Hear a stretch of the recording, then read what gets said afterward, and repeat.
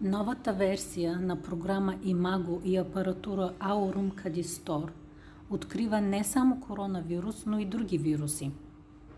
В случай, че на пациента при диагностика се откриват колонии на коронавирус, първото, което трябва да се направи, е честотна компенсация. След като видим, че спектърът се е подобрил, от списъка избираме най-подходящото лекарство, неговата доза и продължителност на приемане. След като направим най-правилния подбор на аптечен препарат, в камера S поставяме гранули. Вместо гранули, ако пациента предпочита, може да сложим вода